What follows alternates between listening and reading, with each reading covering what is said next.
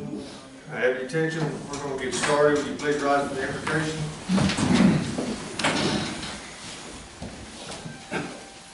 Heavenly Father, we come to you tonight, thanking you for all of the many blessings. We ask you to be with our council member, Miss Jenny Scott, as she recovers from her health issues. We ask you to be with her and give her strength and get her back to us as soon as possible. We ask you to be with this council as we make decisions that lead this city into the future. We also ask you to be with our first responders, police, fire, and EMS. We ask you to be with our men and women in the armed services. We ask all this in Jesus Christ's name. Amen. I pledge allegiance to the flag of the United States of America and to the republic for which it stands, one nation, under God, indivisible, with liberty and justice for all. Thank you. Steve. Down. Please do roll call. I sure will. Mayor Burgess. Present. Jenny Scott, absent. Councilmember Razak.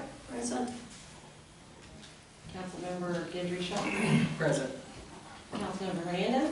Present. Councilmember Davey. Or Mayor Pro Tem Davey. Absent. We have a quorum, so we can proceed on with business. Announcements and presentations. Cell phones are to be turned off, placed on vibrate, silent only, please. No conversation or comments from the audience is permitted unless specifically called upon by the mayor. Please remain respectful and quiet. I would also like to welcome Ms. Shaw tonight. She's made a public hearing, a special call meeting. This is her first full regular meeting, and she was appointed to serve the unexpired term of Robert Woods, which he moved out of town and had to resign, so we want to welcome her to our council. We have anybody sign up for public comment? Yes, Mr. Clopton. Well, Mr. Clopton, I don't think I have to go through all the procedures with you. You've done it many times. You have 5 minutes when you start speaking, so. Thank you, Mr. Mayor, Council. My name is John Benjamin Clopton Jr., reside at 810 South FM 157. That's in the city's ETJ.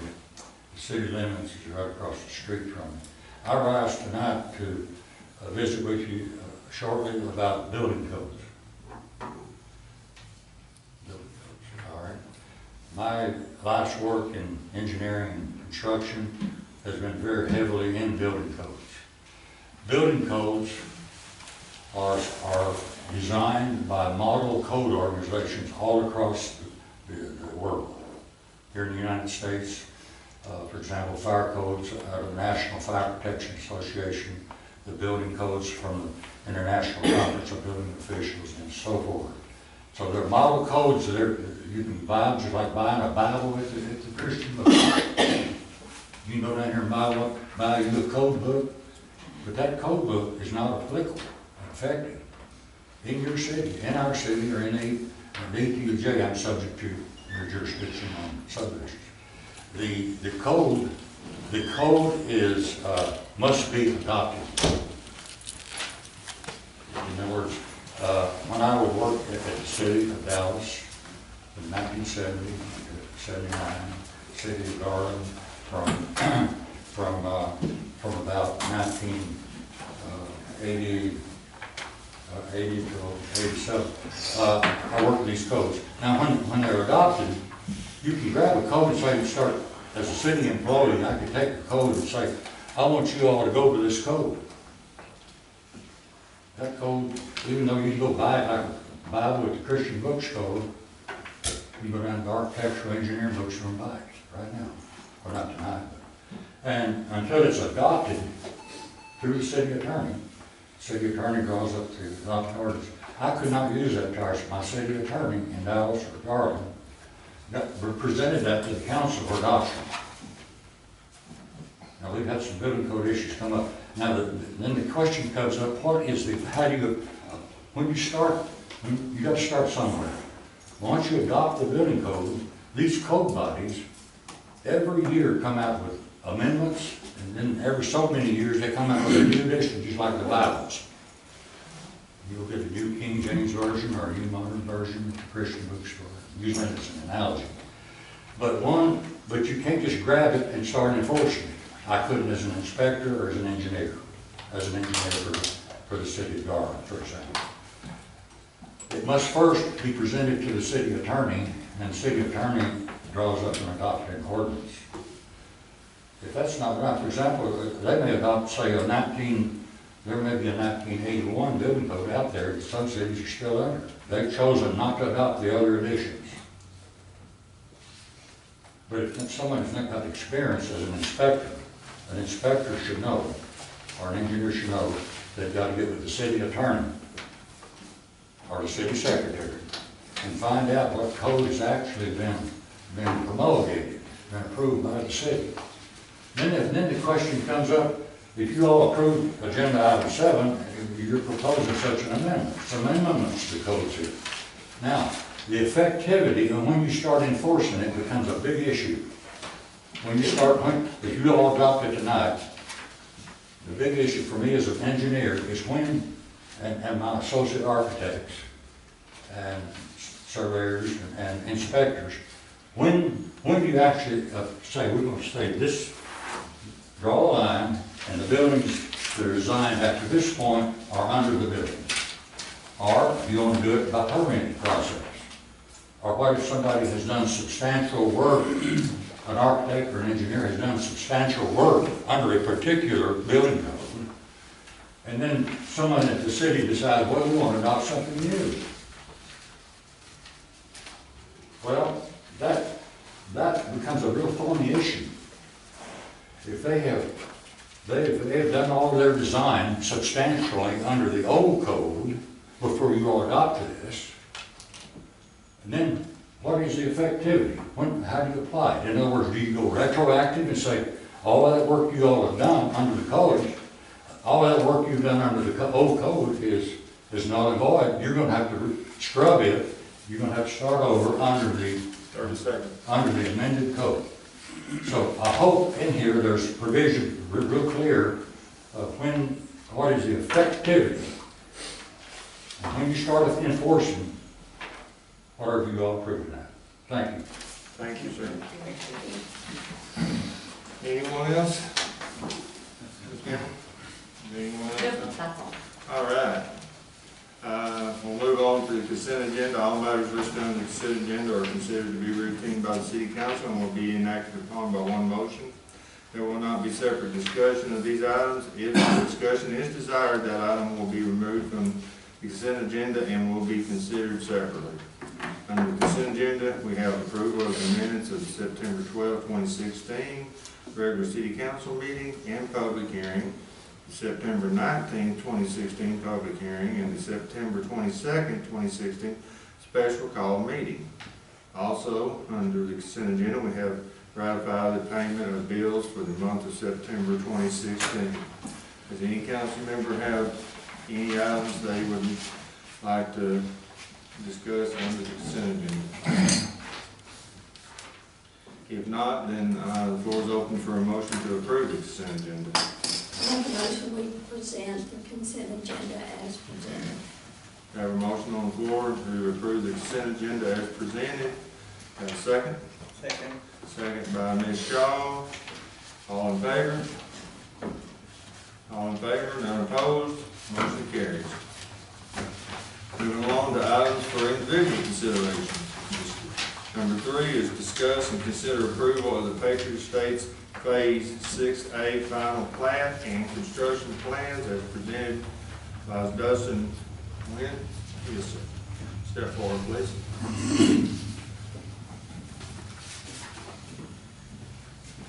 Good evening, Mayor, members of the council.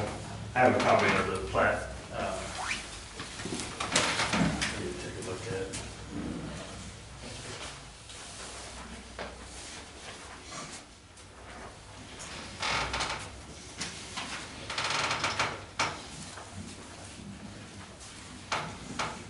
I was here several months ago when we did the plan development amendment for Patriot Estates Phase 6. And that was just over 200 lots, about 205. And as we went into platting with the developer LGI Homes, they wanted to do it about 100 lot increments. So the first plat that we're doing is Patriot 6A, and then later on we'll do Patriot Estates 6B, which would be the remainder of that plan development amendment.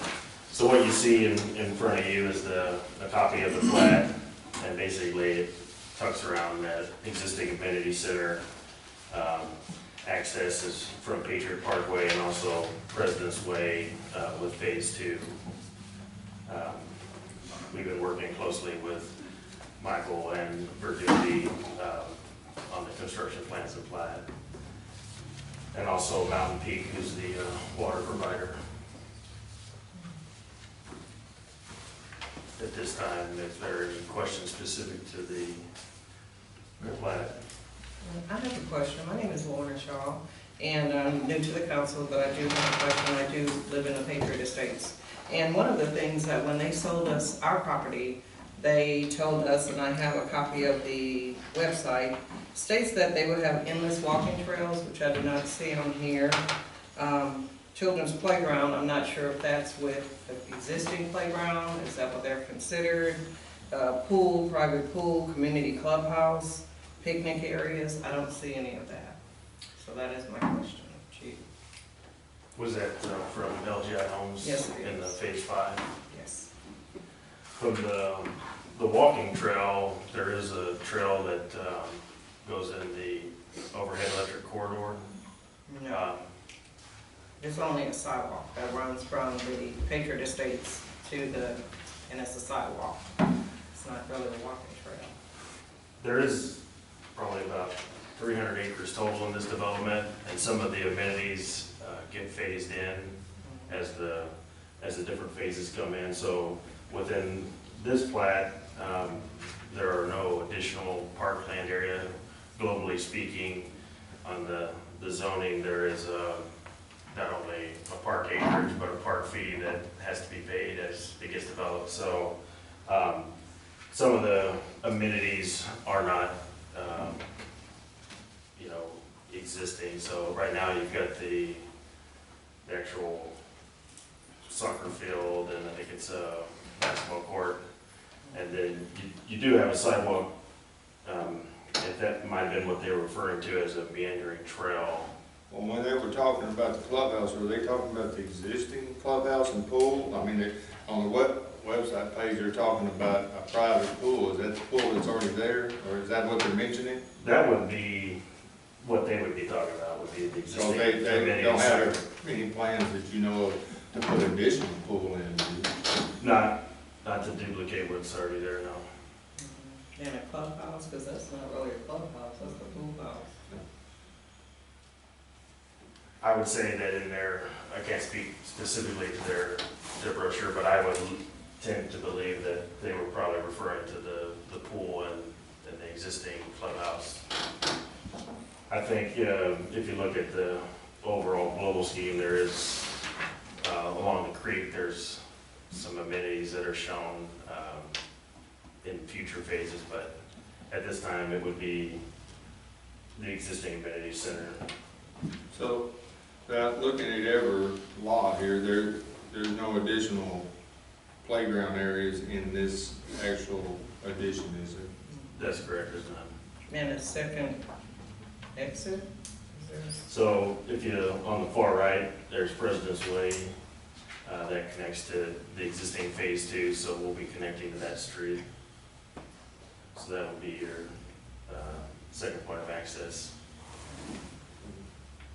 So everything would exit off of Patriot Parkway, all those homes, just one street? Technically, you've got 2 points of connection to 67, so you could, if you're coming down Patriot Parkway and headed to Highway 67, you could take your first right and go through Phase 5, Phase 3, and then Phase 1 to Highway 67, so you wouldn't have to exit on Patriot Parkway. And then if you're coming in Patriot Parkway, you can either take it, under a good scenario, I'd say most of these residents would take Patriot Parkway unless, they needed to go a different route. They could take a right, and go through phase 2 and up President's Way into phase 6A.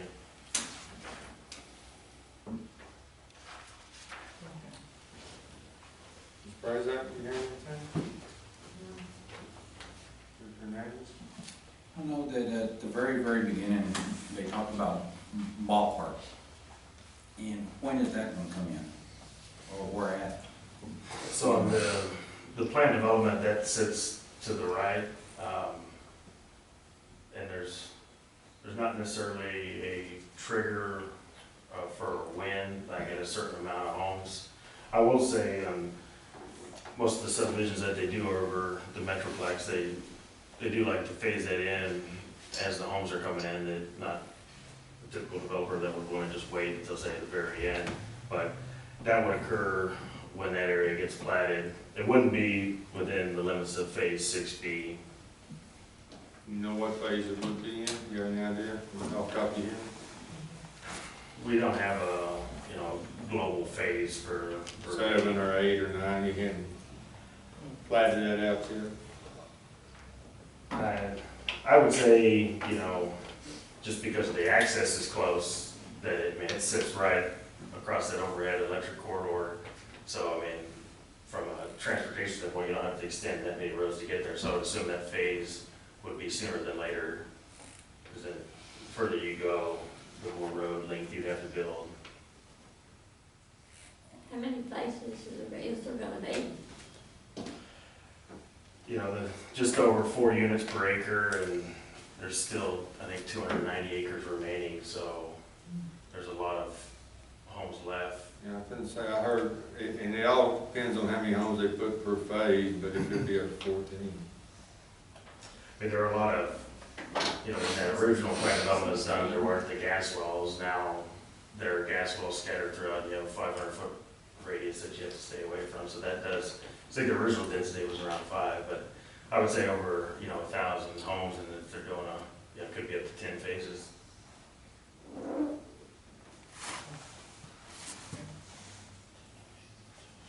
So could you give us an answer of when y'all wanna put the ballpark and stuff? And the rest of the stuff, cause we always get promised on so many things and they don't happen, And I don't want Patriot State to all of a sudden be let down because they were promised all this and all of a sudden it's not there. So beyond this, in the subsequent phases, we'll have to come before you with the plan development amendment, because the existing plan development doesn't work because those gas wells were added, and then this whole curvilinear land plan doesn't match the original amendment. So in regards to phasing of the trigger for those amenities, I would say, y'all will have a say, because outside of Patriot State 6, which is this A and then B subsequent, the developer would have to come before you again and at that point, that's when you can apply the triggers at the zoning stage. In other words, once A and B is completed and they come back for a replat on 7, let's say. With the plan development. If the plan development, to be changed, at that point, then that's when we need to put the triggers in. Request, a answer on Councilman Hernandez's question. We could put in a phasing plan for the amenities. I would like to see the things that they've promised come into the next phase. Another community center, because that pool is already overcrowded now, and so to bring in this many homes, and you really don't have a community center. I would like to see those things on the next phase, if nothing else. Yeah. Because if it's not in here that we're supposed to have it, then again, I think out there by the pool, it's not a clubhouse, it's just a pool. Yes. Pool and shower. I don't know if it's a dressing Or area. some room. I've never been in it, so I don't know. I don't either, but it's not large enough just looking from the outside to be anything. about the There's no, road or I anything. think that's the, where they house the equipment. But it's, So in that, statement that they made, that would have, we've been working on this for about a year, and they never had came before us to include an amenity with these lots, so I believe what they had stated in their brochure when you purchased your home, they should have been referring to an existing because they've never communicated to us, you know. Anything like that into these. Well, actually, this is on their website today. I just printed it off, so. And I am, you know, meeting with them tomorrow, so I can follow up on their, the sales side of it. We appreciate that. I appreciate when you meet with them to convey our concerns. Okay. Anything else? Well, thank you, sir. I appreciate it. Mayor, on the language for this agenda item, I was talking with our city engineer today, and there's a couple of things that Dustin's thought to get to him as far as construction approval goes.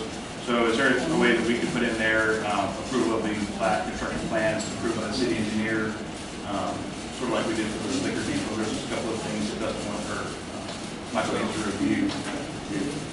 Council so chooses to approve the final plats and engineering plans on convention As approved by our city engineer. approved by our city engineer, yes, the final will issue declared us. Yes. The floor is open for a motion to approve Patriot Estates Phase 6A final plats and engineering plans with the city engineer's final approval. I'll make a motion to approve Paper States Phase 6A, the final plan. By, Engineering plan. yeah, and engineer, like our city engineer. Their engineering plan with approval of our city engineer, right? Yes. Okay. I have a motion by Councilman Hernandez. Second. I second that motion. Second by Councilwoman Prazak. All in favor? All in favor, none opposed, motion carries. Moving along to number 4, discuss and consider award of professional engineering service contract for the 2016 CDBG EDA-ORA EFC water improvements to the BSP Engineers Incorporated, presented by Jed Shulak with BSP Engineering. Shulak? Mr. Schluck is not going to be able to be here tonight, but I believe Jerry, is Jerry here? Yes. Jerry Landis. You can come on up. Come up here so we can hear. Kind of down. Mayor, on this one, we've got words that instead of the TDA-ORA, where it says TCF, water improvements, we need to cross out that TCF. So if you guys decide to accept BSP engineers for this water project, it would just be the TDA-ORA, water Improvements, so it doesn't have the DCF. Okay. Is there a few acronyms in there for you? I was going to say, I know they abbreviated them all. BSP, of course, you know, Yeah. just follows suit. All right. So, tell us about yourself. Well, Jerry Landis, we're civil engineers. We have our office in Waco. Mr. Shulak is our partner there, and I office in the Temple office, and we have one in Hutto. A few years ago, we worked with Mr. Roca here on another CDBG project, Community Development Block Grant. We may know, put in a sewer project that you had approved. This one is for some water improvements. Hopefully we get some better redundancy in your system by making some loops where your Sonic Drive is over here, come across the highway, under the railroad, and make a connection over there off the end of Oak Street, and then run another one up the FM road towards, I think it's 620, and replace a smaller 2-inch line, and then also run along Highway 67 to connect a couple of 6-inch lines that are disjointed, and if that's a good connection there to loop the water system. Y'all have any questions for the gentleman? And when will this take effect? When will we start this project? I believe this is called a year 2 project. If you'll notice, it's 2015, 2016. Some of the projects that were funded earlier on have already been underway. You're in the second year of that biennium, and so it'll be about a 2-year process. The engineering design, the assessments, the environmental assessments, things that take all that upfront time will take roughly about a year. And then when you get into construction, that'll roughly take about another year. After you get your documents ready for going to bid and get your contracts awarded and all that processed. Construction probably won't take more than maybe 6 months actually, but the whole process. It could be 2018 sometime before we ever start digging dirt. Possibly, yes. Yes. I think it took about the same time on the sewer project as well, if I don't recall. I don't know, this was approval already, right, on this? Yes, if you don't mind, please. How you doing? I'm Patrick Wiltshire with Public Management, the administrative consultant. Just real briefly on the status, Jerry, how you doing? Good. So the city's already been awarded this contract. You've already hired our firm to do the administration. We've already started the environmental on it, and we'll be done with that in January. So, you know, from this stage now, we should be all, you know, once you execute the contract with the engineer, all cylinders should be firing. So we should hopefully, you know, 6 months or so with your plan specs.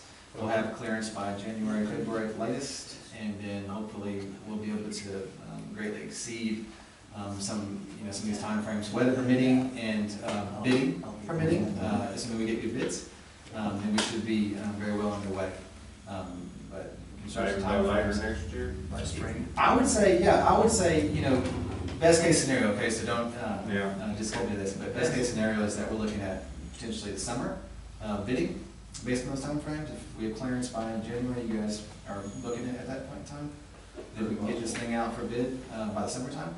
And, you know, our goal is to wrap this project up this time next year. So if we can accomplish that, we'll be happy. I'm sure y'all will be happy. See that we happy. That'd be nice. Yeah. So anyways, that's best case scenario. That is. Thank you. When I started this process, I looked at some older drawings that we initially submitted in 2012 originally for this, and I think it wasn't approved for that cycle, so every 2 years, you know, you have a call for other applications, so this is the second time that this one's gone forward, and fortunately, we'll never get selected on this one. Any more questions?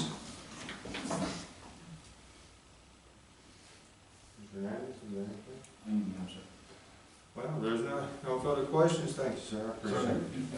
The floor is open for a motion to approve BSP Engineering for the 2016 CDBG TDA-ORA water improvements. Right.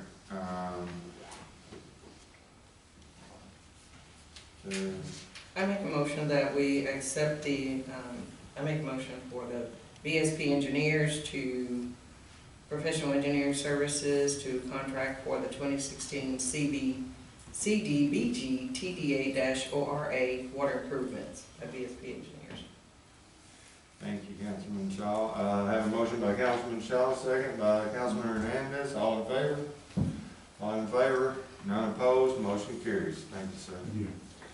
Number 5, discussion and consider award of administrative service contract to Public Management Incorporated for the city's 2017 Texas CDBG projects from the Texas Department of Agriculture.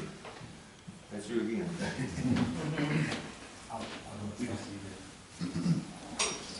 Explain to us what we're doing. Yes, sir.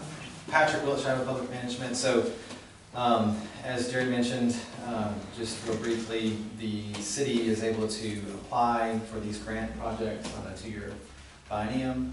This is for potential funding in 2017, 2018 for water sewer projects. We don't know the projects. Some of the processes have changed, and we detailed those with Michael early on. Just real briefly, we kind of go over that. In the past, we would write these applications, the administration firm and the engineering firm would write these applications for the city and submit those, and based on how the city would score, we'd see those scores, and they would come back to you and say, hey, we think you guys are going to get a funding range. Let's think about, at that point in time, going through procurement. Okay, so the change now is a federal trickle down, if you will, in that the Code of Federal Regulations that governs procurement and administration for federal funds was changed back in 2014, and so now the new process is that if we did it the old way, in that we wrote an application or assisted the city and the engineer assisted the city, and that went on to potentially be funded, then we would be excluded at that point from submitting a proposal on that project, because we would have had a competitive advantage over other firms that didn't know anything about the project. Okay, so now it's required, or it's suggested, that procurement be done on the front end. And so, you know, us as administrators, engineers don't know what the project is. You guys are hiring firms to prepare an application and submit this on behalf of the city. So those, that procurement, those documents, and those contracts would be for application preparation and project management or grant implementation, if it's funded. Okay, so our contract, as it's set, shows both of those activities. And so we have application preparation in there. We have historically charged 0 for that, and we continue to charge 0 for that. And so there's no expenses that you'll pay to our firm to develop the application. And then we have our fee set in there for the implementation if it's funded. There's a clause in our contract that states that essentially if this project is not funded, then it is terminated at that point. So just real quick time frames. So the application is due February 9th of 2017, so next year. We ought to know how the community scored by late spring, early summer. So at that point in time, we'll be able to come back and say, hey, we think you guys potentially could be in funding range of either 17 or 18, or based on historical reference, we can say there's really no way that you're going to get funded this year, and so let's just wait for the official rulings, and then we'll just terminate the contract at that point. And so that's essentially sort of in gist, kind of where we are with this and our contract. Any questions?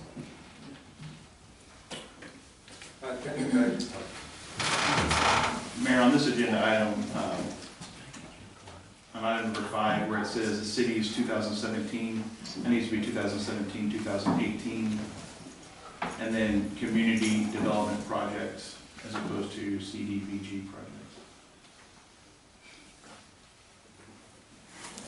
And that will also apply to the next number 6 item as well.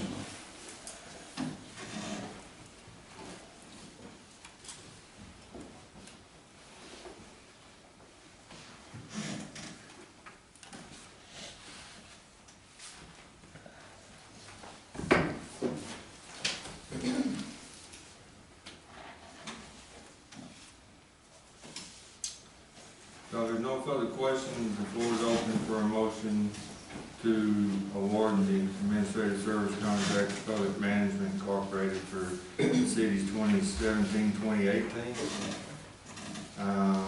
community development projects from the Department of Agriculture. I'll make that motion. Motion made by Councilman Hernandez, second. I second that motion. Second by Councilman Swan Prazak, all in favor?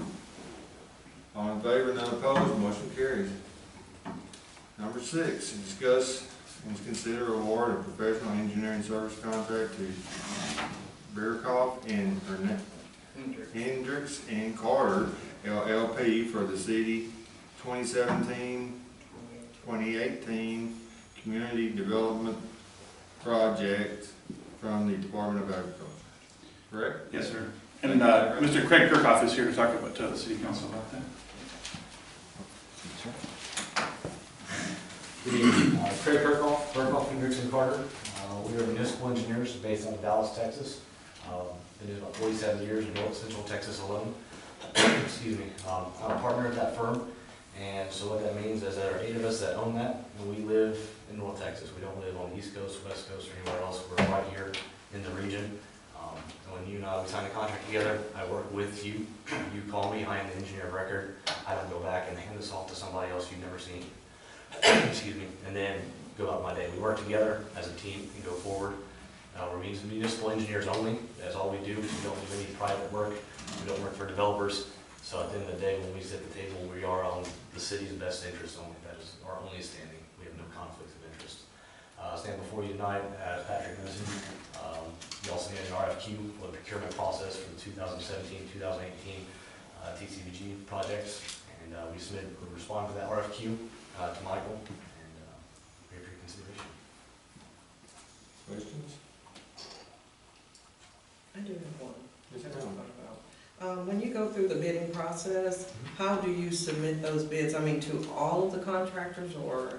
So the way we bid projects is that we prepare the plans and work with you on every step along the way, and Patrick, to make sure we meet the guidelines. And it's advertised in newspapers. At the same time, advertising newspapers, working in North Texas for almost 5 decades, we have a very long list of contractors that we know.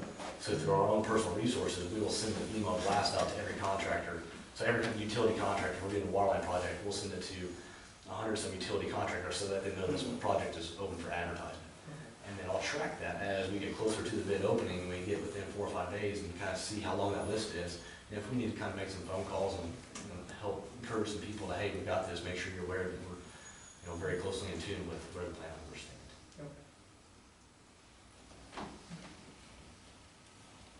Anything else, Richard? None of this stuff. Mr. Hernandez? I'm trying to understand exactly why we have an engineer, so what part is he gonna play? This engineering firm will work with public management on procuring any type of grant funding and grant projects. Basically what has happened before is like on the water looping grant, for this 2016 grant that BSP was awarded, we applied for that grant and public management was able to secure that for us, and then we sought out an engineering firm. Now what happens is you select an engineering firm up front, and so if we are awarded a grant, then this company would help coordinate that project, as opposed to coming back later on and selecting an engineering firm after the grant gets awarded. Our city engineer doesn't work on these type of water projects. He gives us a more holistic picture of the city, but this is specifically for grant administration through the Department of Agriculture. Okay, thank you for explaining that. All right. No, that's it. Thank you, sir. Appreciate it. The floor is open for a motion to award a professional engineering service contract for the city 2017-2018. Let me get this right, community development projects from the Texas Department of Agriculture. Make a motion, we award professional engineering services contract to Bearcoff, Hendricks and Carter LLP for the city's 2017-2018 community development projects from the Texas Department of Agriculture. Motion made by Councilwoman Prezak, second. Second. Second by Councilwoman Shaw, all in favor? All in favor, none opposed, motion carries. Then we move on to number 7, discussion and consider approval of ordinance 439-2016, ordinance of the city of Venus, Texas, Johnson and Ellis County, ordering the amendment of the city of Venus Code Ordinance, Chapter 8, Building and Building Regulations, Article 2, to technical code to adopt the updated addition of the various building and technical codes and ordering the amendments of the City of Venus Code of Ordinances, Chapter 8, Building and Building Regulations, Article 3, substandard buildings to revise and update the city's process and procedure for handling substandard buildings, providing a criminal penalty, confirming the Texas Open Meetings Act compliance, providing a separability clause, providing a utility clause, providing a publication clause, providing an effective date, and providing certification of adoption. Cass. Yes, Mayor. I read this a couple times and I thought this was quite impressive. Thank you, It Mayor. was very inclusive and well done, and even I can understand it, so I appreciate it. Is this being recorded? It will be deleted along with the rest of the email. Well done. Thank you. So anyway, you want to tell us all about this? Yes, one of Mayor's priorities this year, and something communicated to us, even though we've had a lot of other priorities, this was one of our big staff priorities, and Mayor really encouraged us last month for Chief Pace and I to spend some time on this. So we did. Our old ordinance for dangerous structures was really behind the times, and it needed to be done. And as all of you are aware, we've had a couple times before where we've deemed the building dangerous, and we used that old process, and that was probably 5 or 6 years ago, the last one that we did. But we now have a code enforcement, and we're now have a very desperate need for some buildings in the city that need to either get rehabbed or removed. And so I spent time looking specifically at case law that's happened out of the city of Dallas and some other cities, city of Arlington. And the case law requires the city to contemplate the people who make the decision whether a building is dangerous or not to be elected officials. A lot of cities have a commission that's appointed people that are on a buildings commission standard, and they said that there's no deference. Courts should not give deference. They shouldn't believe what is said by them. It needs to be elected officials. And so I created a change in our ordinance to make it where the city council is the one that hears an issue like this. And it also creates a process by which city staff do an inspection. They're required to come up with an inspection report, and they're required to do a cost estimate for the council. One of the big problems we've had in the past is, and Jeannie, you remember, but we would come to the council with a request for a dangerous structure to be removed or otherwise, but we wouldn't know how much it was going to cost to do that project. And like, for instance, we had one where a gentleman was in prison and he had no funds to do it, so the city was going to have to eat that cost, and we didn't know how much it would cost. We didn't know until after we did the cleanup what it was going to cost. And so this ordinance is a little bit more forward-thinking, and it incorporates a policy-driven idea that the council needs more information to make the decision rather than less information. I also updated the penalty sections under the building standards. It was outdated, it was $500. The Texas Local Government Code allows for a maximum of $2,000 plus years. And the other thing, if you'll see, I don't know if you've all looked at it, but I went through and updated our technical codes, which are the building code, the property maintenance code, electrical code, etc. And in doing so, update them all, and we had our engineer look over it and go through them. The other thing we did that we've never done before is that we adopted the NCOG standards. There's a group that does a review of all the international codes, and they find things that were North Texas cities that needed to be amended and changed. And I put a reference, if you'll see, beginning on, I don't know if y'all have your iPads, but it's 3 of 21. I added language that adopts those regional code amendments as they happen, and I also cite to their website so that if we have developers, like we had here earlier tonight, they can go clearly find out what those amendments are, and they can clearly go and find out what our current code is. In the buildings, the substandard building section, some other important things that we did, we added more due process rather than less due process. What I mean by that is a landowner has more rights now than they did before to contest, to get notice, and to to get fair treatment from the city when the city is enforcing one of these actions. And I believe, and I hope that you all will believe, that giving that the more due process will make this a stronger process, but it also allow landowners the opportunity to have a fair shake in the process. And we've seen that with several different cities.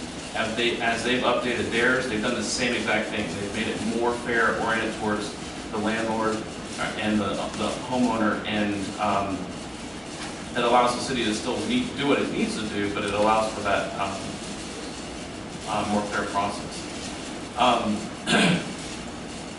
The other thing I did for us is I added language for agriculture buildings, and you'll see I put an agricultural structure because in the past, remember we had that issue, no one here remembers, John, you remember, when we had a building where there's an attachment building on a property that was a farm building, it was a barn or something, we had an issue with it, remember, and the people came and we gave them time, and yeah, under our old ordinance, that building would have not been a building that would have been affected.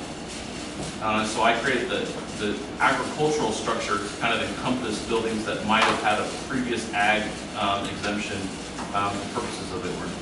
I know that sounds minor, but it's important because we've had recent issues with that and we didn't have a good ordinance. Let's see what else. I added a provision that's now in the local government code that allows our municipal court to hear these if the city council can't. For instance, if 2 or 3 council members recuse themselves and cannot be a part of it because it's the mayor's neighbor and your friends too, and they recuse and we don't have a body that can vote on it, we can actually send it to our municipal court and have the municipal judge make that determination. I believe that should not be a mandatory thing. I think it should be a fallback provision only if the city council cannot act. Do you guys agree with that? Yeah? Okay. Some cities are just sending all of them to their municipal court, larger cities, and I just don't think that's a good policy for them.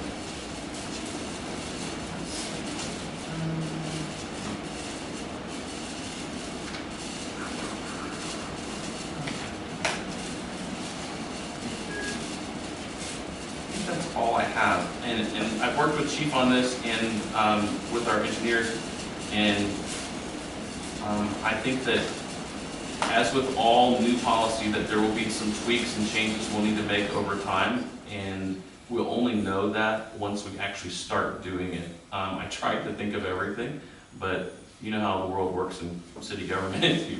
There's always something that comes up that you just didn't contemplate. So hopefully this will be a good starting point for us, and we may come back to council over time as we do these and say, hey, we need to change this in our ordinance, or we need to change that. Last thing I'll say is on page 15 of 21 at the bottom, under number 7, it says conduct of hearing. I did something that most cities have not done, but I actually created a template for mayor or whoever's the presiding member of what's going to happen at a hearing to determine.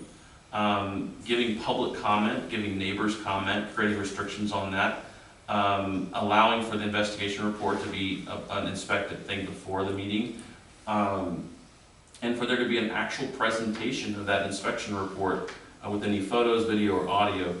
And I create that order that way so that we would have some kind of, I think, guideline of how to do it, because we've done them in the past. The council was like, well, how do we do these? And we just didn't have a detail.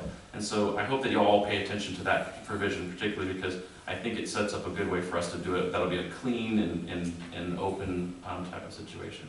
I also require these to be done in open session no matter what. Some cities will go into private and executive session, and I think that we should do them open no matter what. Let's see. Dun, dun, dun.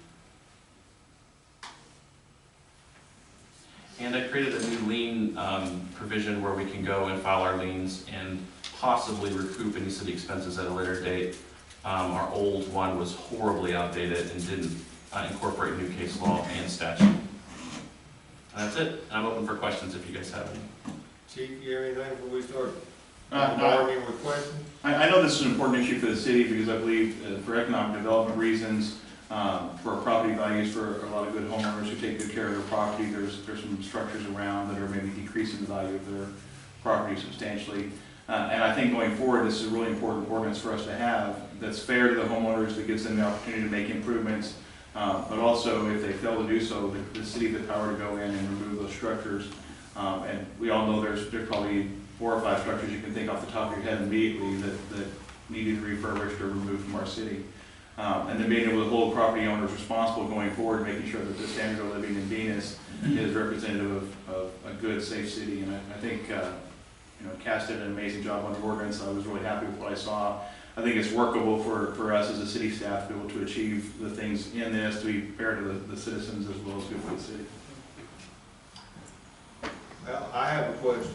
Yes, sir. As we heard in public forum, what is the effective date? It's written in there right now for the technical codes. I think that's what you're addressing, right? Right. The substandard structures, buildings part would be effective by council approval as of October 10th. The technical codes spring into action and are effective upon the city getting a copy of it available to the public at the city hall. And that has to be given to Rana. She has to have it in her desk. It's all available online now. They can all go buy their own copies. However, that is the triggering mechanism that'll make it effective. So once Rana orders those and once they're in her possession, it becomes effective. Council, you should also know that we have a lot of projects that are working right now, but we've actually communicated to them of what changes are coming, in projects that are already near completion obviously would not be under this, but anything that's permitted at a later date would be. And we've communicated, we've been very open and very frank about our adoptions. And so there won't be, I think, any problems with a builder finding ambiguity in how we do it. We also, of course, will do as we always do, we'll post the ordinance directly on our website as soon as tomorrow. I don't do the magical technical part, but we've been very good about new ordinances getting posted online immediately, and a lot of our developers go there as their access point for information. And so it's not going to be ambiguous as to that we did this or that it is what they have to go by. And our engineer will be promulgating all the new rules to everybody too. Good. Mr. President? Ms. Shaw? Not at this time. Thank you. Mr. Hernandez? No, sir, thank you. Well, I guess you got off easy, Cass.